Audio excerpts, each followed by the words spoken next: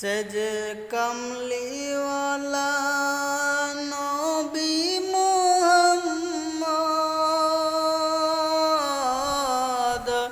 আমি ধন্য হলাম হয়ে তার উম্মত।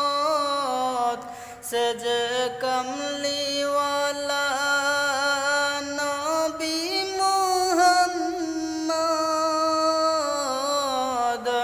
আমি ধন্য হলাম হয়ে তার উম্মত।